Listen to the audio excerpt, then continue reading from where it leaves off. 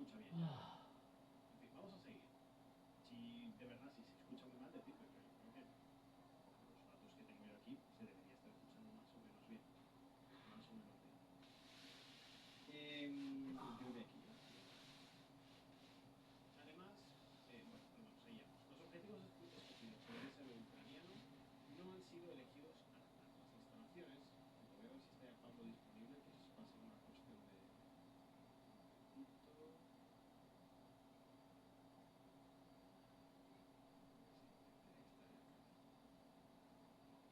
Ah, está. Vale, vale. Te escucho, de hecho. Espera un momento, Pablo, termino la lectura y te doy paso.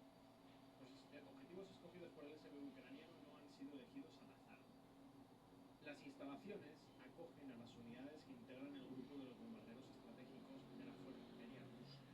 Algunos de estos aparatos han sido usados en los ataques con misiles contra Ucrania, al tiempo que también constituyen la columna vertebral de la fuerza de bombarderos O nucleares sea, no que se posee, supone que sí, con ya todo va, pero detalle porque revelado nadie en el sabe, despacho de ya va, guerra ya va, ya va, Irkutsk, porque nadie en la sabe, fuerza situada en plena Siberia a varios miles de ya va, kilómetros porque nadie sabe. bueno, las valoraciones y las implicaciones las vamos a dejar para que las haga ya directamente Pablo, que está aquí con nosotros, porque como digo, tenemos que hablar. Estamos comentando, ya ayer anticipábamos la noticia de ese ataque ucraniano contra infraestructura estratégica rusa, una cuestión de bastante relevancia, de bastante peso. Estuvimos ayer hablando un poquito por encima con Ángel, nos dice, pues a sabiendas de que hoy venía nuestro compañero Pablo de Lago, le voy a dar paso ya, ya veo que tiene alguna cosa, pues convenía evidentemente que esperásemos. Pablo, hemos estado leyendo la noticia, es decir, las cuestiones básicas de lo que ocurrió ayer, pues las tenemos. Si quieres, coméntanos un poco qué conclusiones sacas, qué consecuencias podría tener, qué reacciones ha habido y qué nos dice de las capacidades ucranianas a lo largo de la guerra. Si nos sorprende o más o menos entra dentro de lo esperado. Bienvenido, Pablo. Bueno, más o menos el daño que no tenemos confirmado, pero más o menos se augura, ¿no?, que ha causado este ataque sorprendente. Bueno, por cierto, perdón, buenos días, buenas tardes, buenos días, con como estéis, perdón, que se me ha olvidado qué tal. Que eso, el daño que ha causado más o menos, nosotros pensamos que oscila entre 10 y 12 aviones, tanto estratégicos como uno de carga, ¿vale? Esos son, digamos, lo que nosotros pensamos que ha habido, que eso equivale más o menos al 5% de la flota de bombarderos estratégicos rusos. Por tanto, es un número considerable, lejos, evidentemente, del dado por Ucrania, que es el 34%, pero es un dato claramente muy poco creíble, que no hay pruebas visuales que lo atestiguen y, bueno, que decirlo, claro, no haría falta, pero en una guerra no se puede dar por bueno los datos que da la parte implicada, ¿no? Porque al final los van a inflar como ellos quieren y para intentar, digamos, influir, ¿no?, en las percepciones, ¿no? Eso por un lado. Luego, bueno, yo creo que es un golpe simbólico bastante importante. Es un ataque que ha demostrado la vulnerabilidad rusa nuevamente en la Porque todo el retaguardia, tiempo niña, no me aunque escriben tengo que decir que un ataque de este con que ya, tipo es muy difícil de prever y de contrarrestar, a no ser que tengas una muy buena inteligencia, y parece que no es el caso de otro de, Rusia, ¿no?, de los servicios de inteligencia rusos. pero ¿Por qué lo lo digo? puedo Porque, usar bueno, sin básicamente, línea, o sea, lo puedo usar según han contado los pero lo puedo usar ucranianos, sin línea, el o sea, ataque se había preparado desde hace un año y medio. Por lo tanto, estamos hablando de una preparación muy alta. Por cierto, justo un año y medio para realizarlo justo un día antes de las negociaciones en Estambul. Eso para que yo creo que la fecha no es casualidad, ¿no?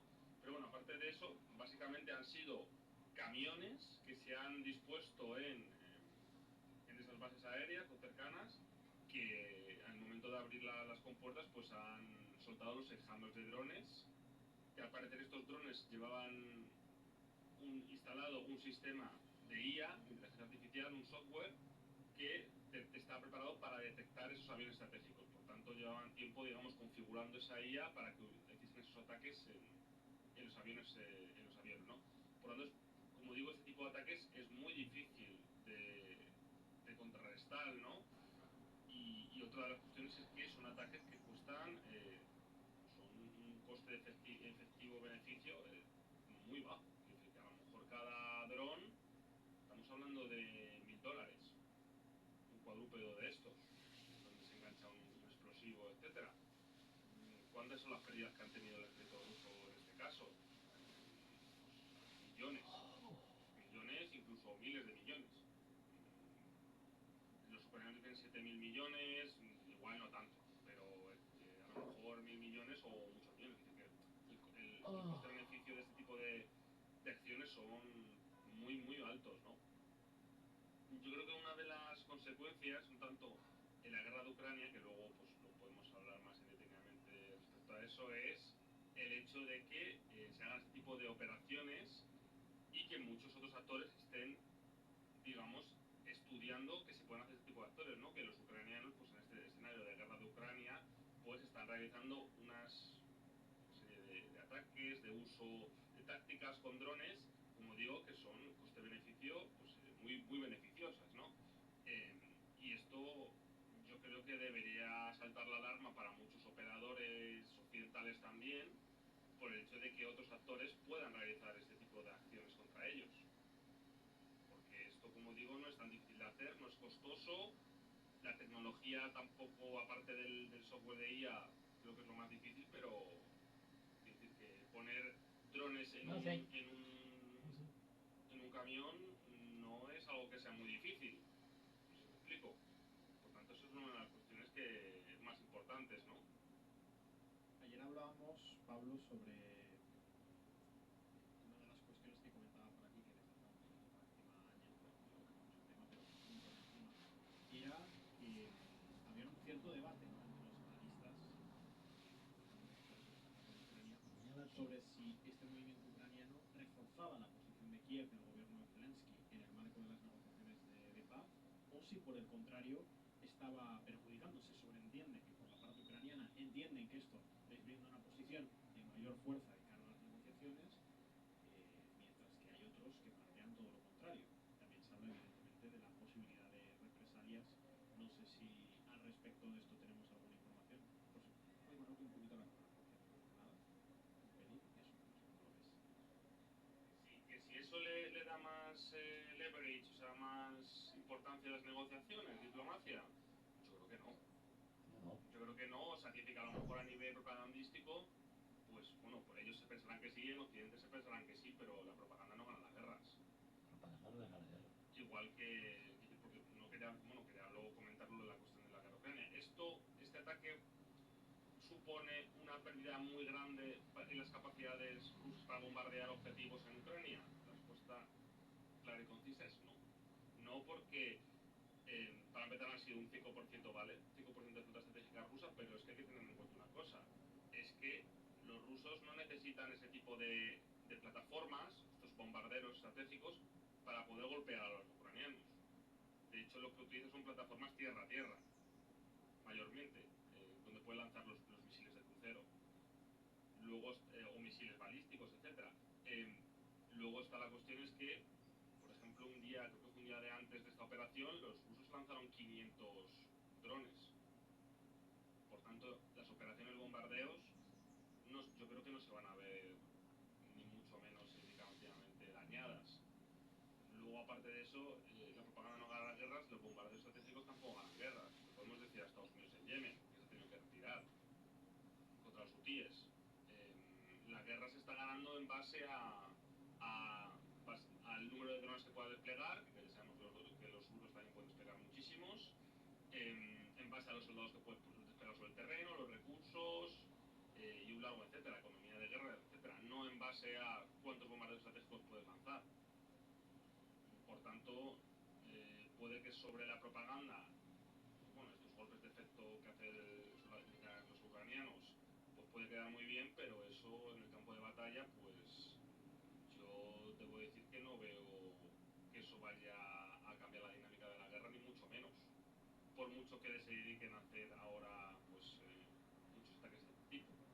Otra cosa es que fuesen como mucho más, como digo, extendidos, que fuesen hacia incluso depósitos de municiones municiones, de logística, de mando y control, pues ahí sí que yo creo que resultarían en un daño muy considerable para el ejército ruso, pero en este caso yo creo que no, yo creo que entra más dentro del golpe simbólico y es verdad que la reflexión que se hace respecto a las nuevas tácticas de guerra, a la guerra moderna y las nuevas tácticas que se pueden implementar, no solo de otros actores, hablando de potencias, sino también de incluso grupos armados, de cárteles, etcétera, que como digo, estas capacidades no son tan difíciles de implementar.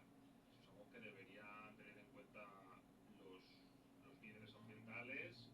Bueno, ellos no lo van a tener en cuenta porque, bueno, están como están, pero analistas occidentales estadounidenses sí que lo están comentando. Pero vamos, yo creo que vamos, la respuesta es que no. Bueno, varias cuestiones aquí. La primera, gracias a, que no se me olvide, gracias a Benrad por ese Prime. Nos permite ahora sí alcanzar el objetivo que teníamos en directo de ayer, así que vamos a ir actualizándolo. Y varias preguntas, Pablo. Algunas nos las hacen en el chat y otras realmente pues es continuar un poco con la discusión que, bueno, con la conversación que tenemos, ¿no? Primero, no sé si te recuerda un poco, obviamente es un momento distinto, pero no sé si te recuerda un poco a aquella incursión ucraniana en Kursk, que hablábamos en ese momento de que era una victoria propagandística que podía convertirse en una derrota estratégica para Ucrania en el marco de la guerra. Efectivamente terminó siendo. Desde eso y salen los Sí, siglos. vamos ahora un momentito a mirar aquí preguntas en el chat antes Están explotados. de que Pablo esté por aquí de vuelta.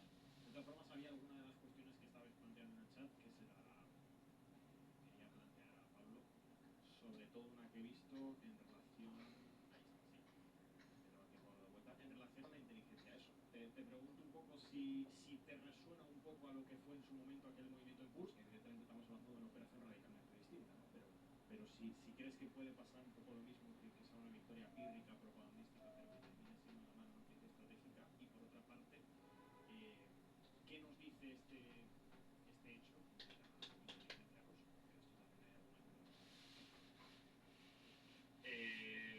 Yo no creo que sea el mismo tipo de operación, o sea, no tiene nada que ver. Yo creo que es más grave o más importante la operación en Kursk. Es mucho más arriesgado lo que hizo los rusos en Kursk también, pero o sea, el beneficio que se podía sacar salía bien, era mucho más alto de lo que se ha sacado hoy. Es decir, lo de hoy no creo que vaya a tener un coste muy grande para Ucrania, por tanto es un win-win bastante grande. Es decir, que bueno, yo creo que es un éxito más bien simbólico, creo que puede funcionar como un activo político, propagandístico, más propagandístico que político, pero no supone un cambio, no puede suponer un cambio radical en la guerra. Si hubiera resultado bien la operación en Kursk, estaríamos hablando de quizás una operación de conquista de partes importantes del territorio ruso estratégicas que podrían haber cambiado la dinámica de la guerra. A lo mejor no completamente, pero podría haber supuesto una derrota muy importante para Rusia. No ha sido el caso porque al final se le ha ido en contra, como ya comentamos, porque como digo es muy arriesgado, pero yo creo que no. O sea, esto no tiene diferencia. A lo mejor lo pondría más bien como los ataques a las bases de Engel, por ejemplo, los ataques a las refinerías, entra dentro de eso, de esa guerra más dentro de la retaguardia, etcétera. Y luego respecto a la inteligencia rusa, pues bueno, igual nos anuncia que la inteligencia rusa no es tan buena, ¿no? Como la ucraniana. Yo diría que puede ser eso. Porque vamos, los rusos creo que no han hecho nada parecido en Ucrania. No creo que no sea porque no quieren, sino porque creo que sea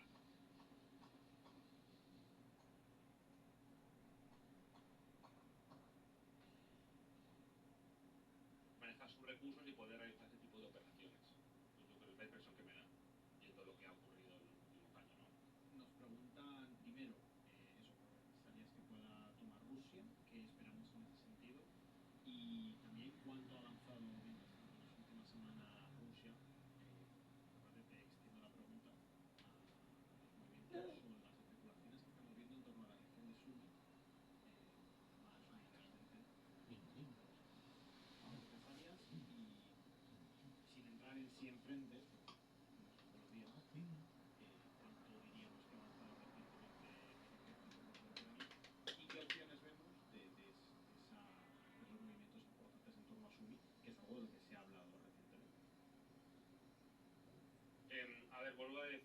sido el 5% de la flota aérea táctica o estratégica. Es decir, no hay datos que respalden esa tesis. Nosotros hablamos del 5% porque son las imágenes que hemos visto. Estamos hablando de a lo mejor entre 10 y 12 aparatos, que no sabemos ni en qué términos se han quedado. Es decir, a lo mejor algunos son reparables, otros no. Sí, es decir, que vale, se han destruido, vale, ese 5%.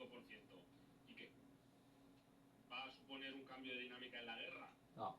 No, porque la guerra no se juega en esos términos de bombarderos estratégicos. Es decir, además, los rusos no necesitan bombarderos estratégicos para lanzar ni misiles ni armas nucleares. No los necesitan. Tienen otros elementos que son, de hecho, mejores porque los bombarderos estratégicos se pueden derribar con mucha más facilidad. Por tanto, no. O sea, puede ser un gesto propagandístico simbólico más que eficiente militarmente. Que haya sido un golpe grave, eso no deja de ser un golpe grave para Rusia, sobre todo para su imagen de vulnerabilidad o imagen, digamos, de cara al mundo o de, digamos, de demostrar que los ucranianos tienen capacidad para atacar la retaguardia rusa. Pero más allá de eso, la dinámica de la guerra no cambia y las capacidades rusas no cambian mayormente. Por eso decimos, realmente no lo digo solamente yo, que es un gesto simbólico. Bueno, actos simbólicos, importantes pero simbólicos al fin y al cabo. Porque no cambian en su caso las capacidades rusas ni la dinámica de la guerra. Respecto a Sumi, sí, bueno, en las últimas semanas se están habiendo ofensivas rusas en ese sentido, aunque de momento todavía Rusia no está realizando avances significativos, ¿no? Yo creo que el objetivo de Rusia es, bueno, hacer la contraparte de Kursk, ¿no? Como cuando consiguieron desalojar el saliente, ¿no? De hacer retirarse a los ucranianos del Kursk. Parece, yo creo que era lo que más nosotros vaticinábamos, y bueno, los expertos, era que los rusos iban a realizar un contraataque para, digamos, crear una zona colchón para evitar nuevas incursiones ucranianas, porque esa zona, pues, como quedó patente en esa operación de agosto de Ucrania de Kursk, pues estaba bastante mal defendida y es bastante difícil de defender. Por tanto, se ha realizado esa operación de zona colchón. Ahora, ¿puede llegar a ser más que un ataque para, digamos, que esa zona de colchón o amortiguación? Pues bueno, puede ser. Están relativamente cerca de Sumi, de la ciudad, y puede ser que el objetivo sea amenazar la ciudad, a lo mejor no con ninguna intención de asaltarla, porque eso sería demasiado costoso, pero sí con suficiente crear esa amenaza para que el ejército ucraniano se vea obligado a mandar tropas de otros frentes, considerados más estratégicos, para intentar parar esas acciones ofensivas rusas. Eso es lo que puede ser que estén intentando hacer los rusos y me parecería una opción inteligente, dado los recursos y la disparidad de recursos humanos en ambas partes.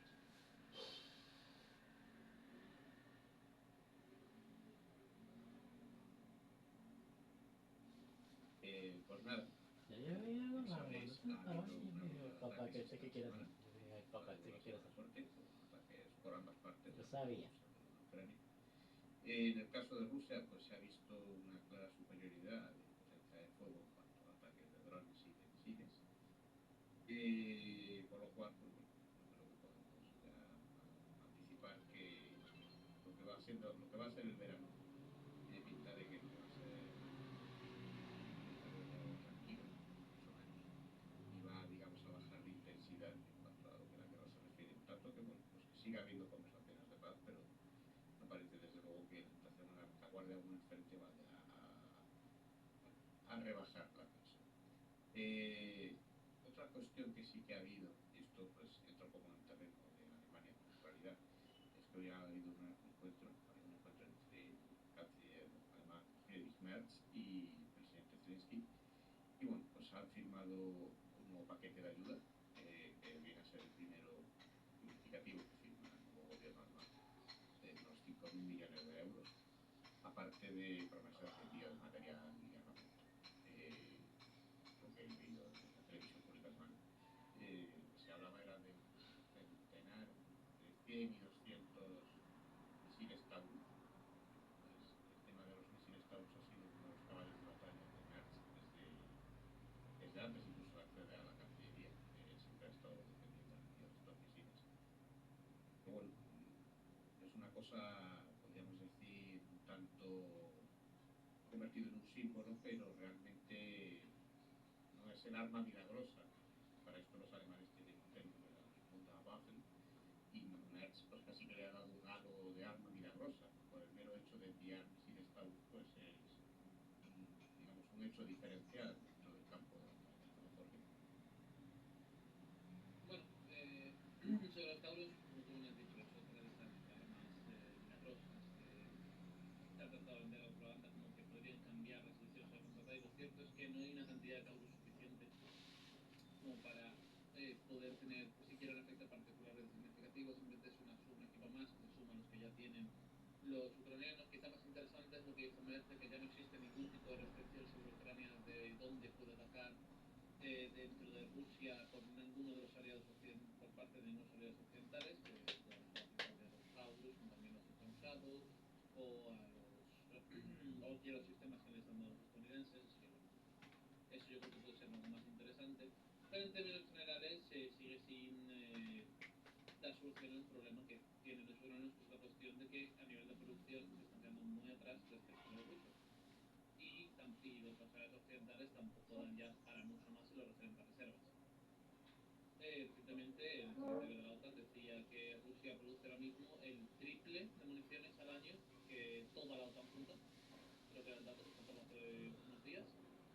Y es un poco la dinámica en la que está el conflicto. De hecho, lo más reciente ha sido la cuestión de los drones. Estuve hablando de esto el pasado domingo, después de los dos ataques que se habían producido la semana pasada, sobre cómo Rusia había escalado muy significativamente su capacidad de producción de drones. Ucrania también, por supuesto, pero el cambio que está marcando ahora sobre el terreno es la propia escalada de los rusos, que también, por cierto, han incrementado significativamente su capacidad de intercepción de los drones ucranianos, lo cual también hemos podido ver con una cierta mayor claridad el grado de eficiencia relativa que se ha obtenido en las últimas semanas, meses respecto a meses anteriores o el año pasado.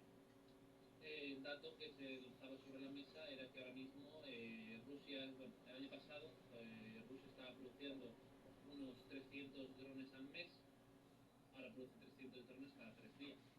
Y se especula con que en los próximos meses estos testimonios de la inteligencia ucraniana, quizás luego podemos ampliar importante este dato, pero bueno, Y este mira así. que podrían llegar a 300 al día o 500 incluso. Bah. Así que eso es lo que cambia precisamente la capacidad de Rusia es saturar las defensas antiaéreas, que ni mucho menos están produciendo ni sistemas ni municiones antiaéreas con la misma capacidad de volumen, con la misma economía de escala que está ocurriendo con las municiones, los drones rusos. Y entonces, en este sentido, lo que tenemos ahora parece la dinámica, ¿no? Es una nueva escalada. Las negociaciones no están yendo por buen camino. Trump ha utilizado varios mensajes, ¿no? Acusando a Putin de llevar las conversaciones, vamos, de realizar provocaciones, ¿no? Y de romper las conversaciones en cierto modo. Y incluso, ¿no? Pues ahora mismo, por un lado, tenemos la Unión Europea con esta escalada en cuanto a eliminar restricciones, en cuanto a más material de guerra, ¿no? Y después también tenemos desde la Unión Europea nuevas amenazas contra Estados miembros que, digamos, ponen obstáculos o están en contra de la posición del cierre de filas, ¿no? Especialmente se está hablando de Eslovaquia. Alemania ha hablado, digamos, de quitarle fondos de la Unión Europea. Y por el lado estadounidense, si bien por el momento quizá no tenemos movimientos tan a nivel, digamos, de acciones como tal, lo que tenemos es los comunicados de Trump, pero especialmente también la ley que se está hablando en el Senado, ¿no? Para imponer sanciones, bueno, imponer aranceles del 500%, ¿no? A los países que utilicen el petróleo ruso. No sé si solo los países europeos, pero bueno, es decir, sabemos que los países europeos han seguido comprando bastante petróleo ruso, ¿no? Ha habido bueno, por un lado hubo una prohibición a lo que es los oleoductos, ¿no? Si no recuerdo mal, y después digamos, un límite, ¿no? Al precio del petróleo. De hecho, la última ronda de sanciones, 17, si no recuerdo mal, 17 o 19, pusieron el límite, el umbral bajaron de $60 a 45 el barril de petróleo ruso. En términos generales ha sido un poco una, bueno, grande. Iba a decir que de hecho Merckx ha dicho y está aprovechando este encuentro con Zelensky, que era una cuestión que venía ya, nosotros lo hemos hablado aquí, y es una cuestión que la propia prensa alemana pues se ha venido debatiendo también en el ámbito económico. ¿Qué iba a pasar con el Nord Stream? Merckx hoy ha sido bastante taxativo al respecto, no va a abrirse, lo ha declarado públicamente, no se va a abrir, o en este caso más concretamente, no se va a reabrir. Con lo cual, pues esto yo creo que ya deja un poco claro el camino que piensa seguir este gobierno respecto a lo que va a hacer con Rusia. No va, digamos, a bajar la línea que se ha seguido hasta ahora con el anterior gobierno. No va a bajar la tensión. De hecho, pues esto, como bien decía Andrés, en el caso de Alemania es una escalada por parte de Merz, perdón. Y yo creo que es toda una declaración de intenciones. ¿Qué ocurre? Pues que Merz no tiene mucho margen de maniobra realmente, pero al final el dinero que se está dando es poco, o sea, 5.000 millones no son poco, ya me gustaría a mí tenerlo, vía partida, ya me gustaría tener 5.000 millones de euros. Para lo que se está quemando en esta guerra, 5.000 millones de euros es algo que se va a quemar rápido. Y bueno, pues realmente Alemania no está en condiciones de sustituir la capacidad que tenía, por ejemplo, Estados Unidos en plano económico, financiero y en el plano militar. Como preguntaba Jorge, más los TAU y otro tipo de armamento, no está Alemania ni mucho menos en condiciones de dar una coartada, un soporte a esta escalada dialéctica realmente. Más allá de esta declaración de intenciones y lo que puedan aportar a Ucrania, habrá un momento en que quede en evidencia que digamos, la capacidad alemana no va de lejos, o no llega a lo que sí podía llegar Estados Unidos y desde luego que no va para que Alemania pueda hacerlo. Se sienta el peso de su presión sobre Rusia. Desde luego Rusia no va a verse muy impresionada, pienso yo, por la administración Merz, sino todo lo contrario.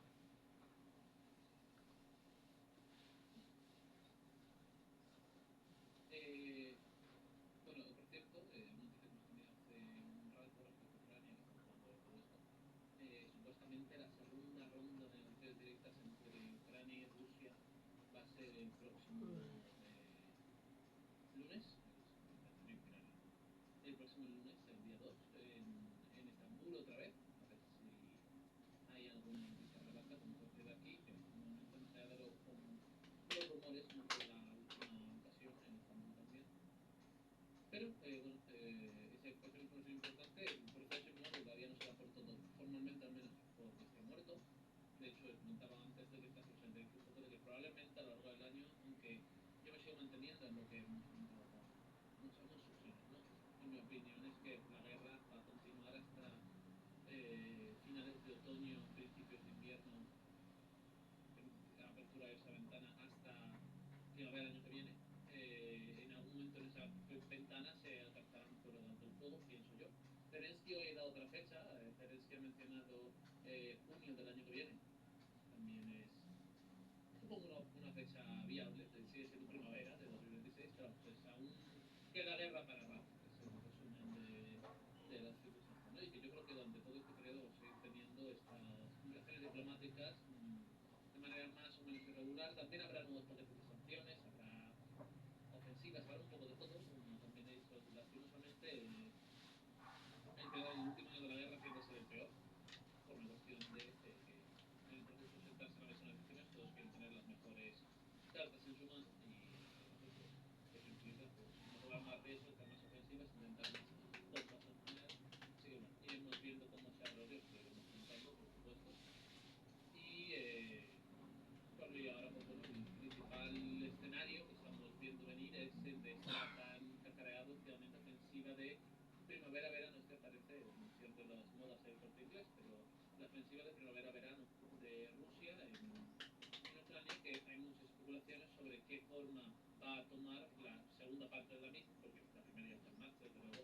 Rusia ha avanzado 500 kilómetros cuadrados en Donetsk desde principios de mayo y continúa presionando significativamente en la carretera entre Pokrovsk y Konstantinivka.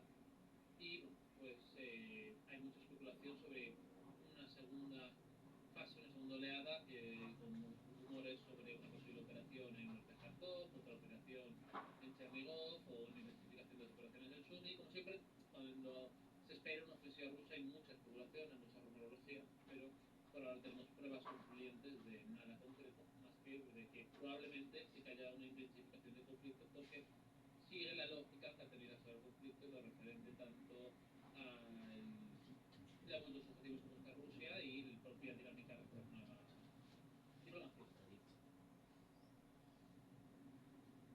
Sí, en el caso de los frentes, ahora mismo yo creo que la zona más interesante de avance que está habiendo es el sector comprendido entre Pokrovsk y Konstantinivka, que en las últimas semanas ha habido ahí un impulso notable. Ahí lo que quiere en todo caso por ver es qué verdadera dirección van tomando los aliados, porque bueno, podría o bien mirar hacia lo que sería el oeste, con el objetivo de aumentar la presión sobre Pokrovsk, o bien podría también presionar sobre el este, en torno a Konstantinivka, una serie de asentamientos que hay por esa zona, interferir las comunicaciones por las cabales. En el tanto que por la zona sur, lo que sería el sector comprendido entre Konstantinivka, bueno, pues el sector que hemos venido viendo que ha estado bastante parado en los últimos años, no sería descabellado pensar que quizás puede intentar, digamos, explorar otro posible eje de avance para romper la dinámica que ha habido en esta zona.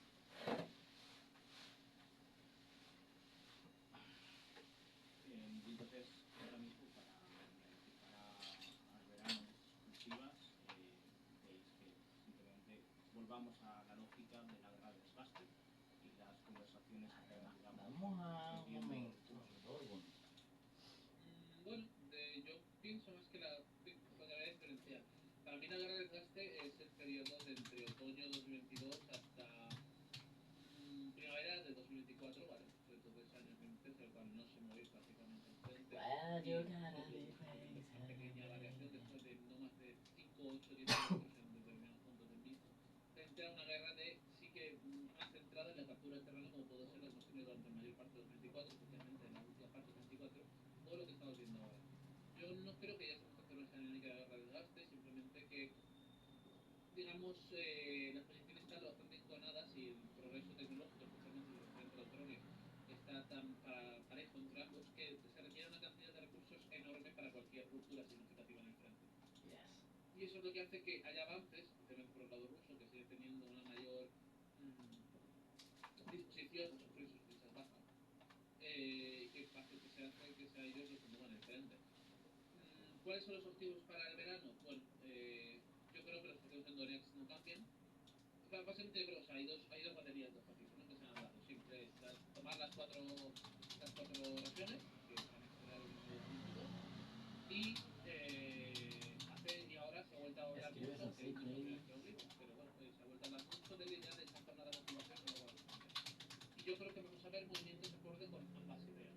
Yo creo que efectivamente a lo largo de los próximos 3 meses vamos a ver al momento una nueva entrada significativa por la relativa fuerza por parte de Rusia en algún punto de la frontera al norte de la zona del Donbass, es decir, ya sea por Kharkov, por alguna de las zonas no, en las que no hay hecho avances en Kharkov, o algo más al norte en Sumy, donde está actualmente los combates, o incluso en Chernigov. Me parece más probable Sumy que Chernigov, por una cuestión de geografía, pero veremos cómo se desarrolla exactamente.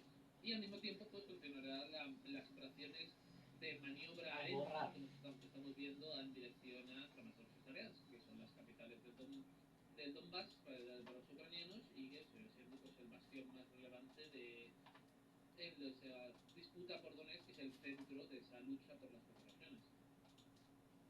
A modo de ver, quizás veamos también algo Well, you interesante en gotta los be próximos tiempos, sobre todo por lo que se está crazy. desarrollando en torno a Kupiansk.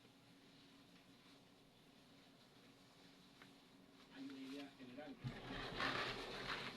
movimientos políticos en América Latina que intentan emular o copiar o estudiar o investigar el modelo de desarrollo autocentrado chino, que es, bueno, cómo llevamos a cabo un proceso de desarrollo autocentrado similar al de China. Hay como un consenso, por ejemplo, de que tiene que ser, y hay otro consenso que es no hay que emular su sistema político. Entonces a mí siempre me surge esta duda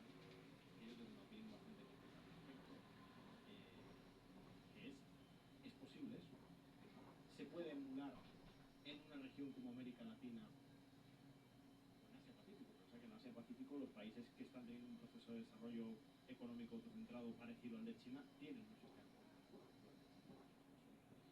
¿Se puede separar el sistema político chino del modelo de desarrollo económico de China? A ver, a mí el modelo de desarrollo económico yo creo que se puede replicar. No replicar, pero que en muchísimas partes del mundo se podría hacer. El sistema político de China, no sé si en todas partes se podría hacer. Es decir, claro, tú puedes organizar un sistema socialista, eso por mejor que sea, pero un sistema con esta apertura, con estas condiciones de vida que estamos explicando, que implica también un desarrollo económico que estás comentando, autocentrado, se puede replicar en muchas partes del mundo, yo creo que sí que es muy fácil, pero es verdad que hay ya unos condicionamientos políticos actualmente que van a afectar a cualquier sistema político. Y esta dinámica que tú mismo has comentado conmigo millones de veces, ¿cómo es decir?, antioficialista que ha habido en muchas zonas de América Latina, ha dificultado mucho que se sostenga cualquier modelo político a largo plazo. Y esto incluso con el socialismo del siglo XXI, que no tiene nada que ver absolutamente con el socialismo chino, quiero señalarlo, pero que aún así se ha dado esa dinámica por lo tumultuosa que es la vida política de los países de América Latina, igual que pasaría en África, que eran otra cosa, se apoyaban mucho en movimientos de liberación nacional, en movimientos de otro reparto colonial, postcolonial, reparto de los recursos, ¿no? Reparto del trabajo, reparto de la riqueza frente a ciertas élites parasitarias. Pero en el modelo chino, como tal, es que son características tan chinas, porque como te he explicado antes, es el hecho de que la población esté discutiendo qué cosas quiere que mejoren en su vida, pero que no pongan en cuestión ese modelo político, sino qué cosas sí que van a cambiar. Eso me parece completamente fundamental. No era un quiero montar la revolución de colores, que es lo que se haría en Europa si se quiere cambiar todo esto, sino que es también Must una be forma some de kind of que quiero que mistake. cambien ciertas cosas dentro de ese sistema político. Esto es verdad que en algunos países del mundo, como decías, necesitas tú un ejemplo como Rusia, donde la tasa de fraude, de eso se ha derivado en una cosa bastante diferente. Al principio buscaban una depuración interna, cambios internos, no buscaban un cambio de régimen, pero cuando ya intentas buscar un cambio de régimen es otra cosa. En China ahora mismo no hay ningún movimiento ni de lejos, pero ni de lejos, con fuerza, que yo conozca que busque un cambio de régimen, ni siquiera entre las camarillas más liberales que yo he podido, más o menos no personalmente no, pero que durante estos años he conocido cómo se distribuían las camarillas, hay varios artículos en la web, vale, ahora con Xi Jinping todo ha cambiado, ¿vale? Con Xi Jinping es monolítico, prácticamente ha conseguido concentrar todas las áreas de poder, incluyendo el Comité Central Politburó, el Primer Ministro, las cámaras militares, las tres alas, ¿no?, del sistema militar. Es muy complicado conseguir una cosa así, pero hasta hace no mucho había líneas bastante diferentes de cómo entender la economía y cómo entender el Partido Comunista, hablando de apertura política, no de apertura política, hablando de apertura política, hablando de en qué manera se puede elegir ciertos cargos, hablando de cómo se debe entender la lucha anticorrupción, que es de la que ha ido hablando más, ¿no?, la designación, que es la que se ha destacado ahora con Xi Jinping, y con toda esta diversidad todo encajaba dentro del Partido Comunista, tal vez porque no era como expresar diferencias desde un sector que no está en cuestión por el momento, ni ninguna cosa así inamovible, ¿no?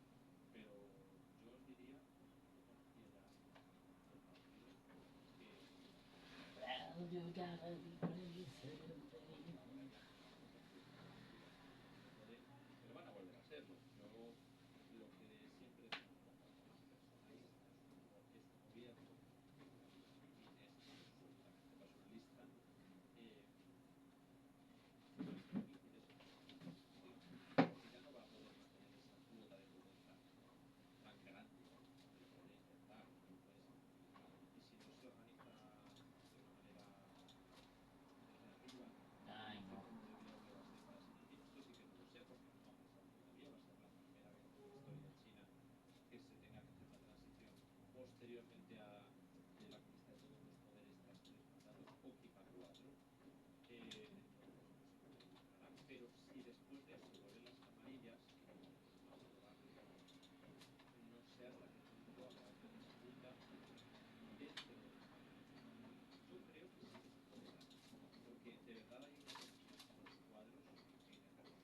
Ucranice, ucranice. llega, si hubiera una crisis en China, lo cual se empiezan a poner muchas cosas.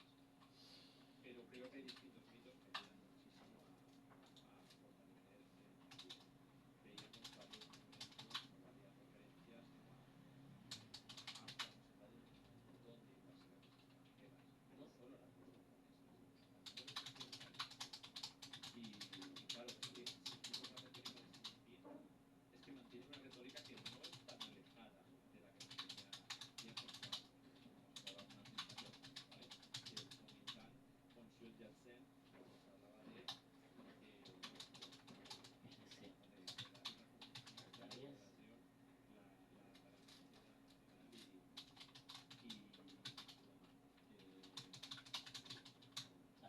siglo de la La pintura.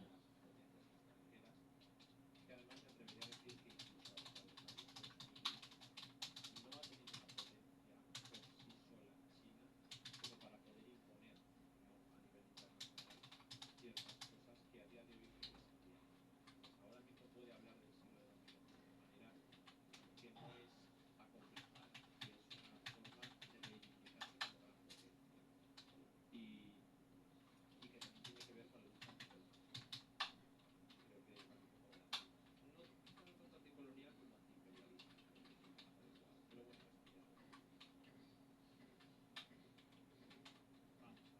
esto ya lo... Vamos a ver, Alonso Soler estuvo viviendo ahí en China, según nos explica. Bueno, antes de seguir, que todavía no puedo empezar a ver muchas cosas que decir.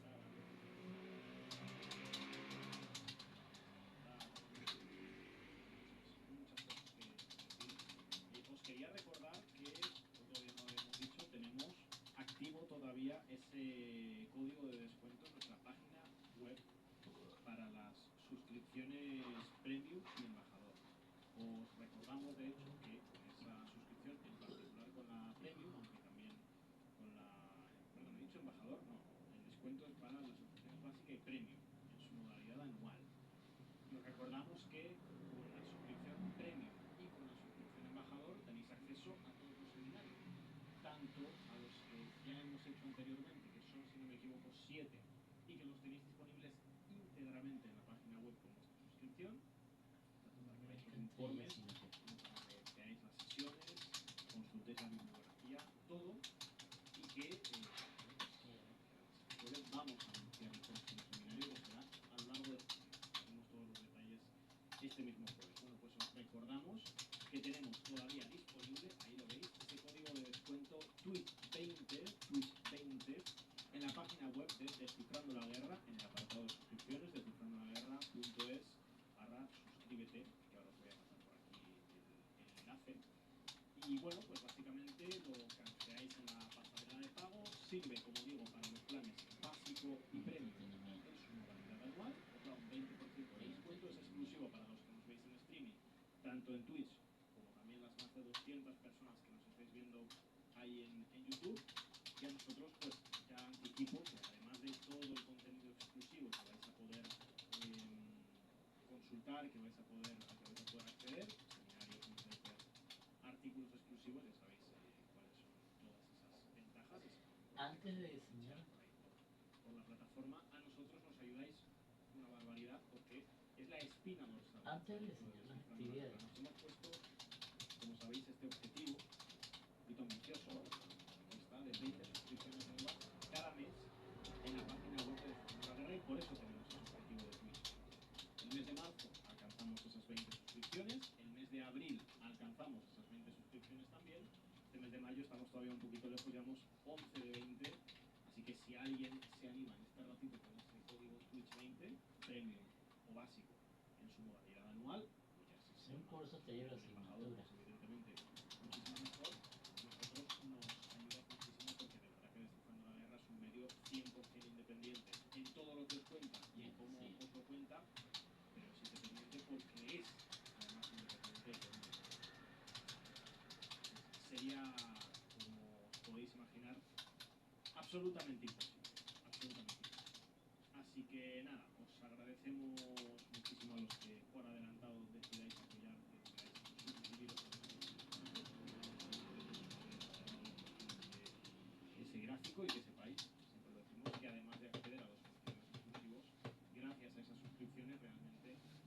posible la continuidad del resto del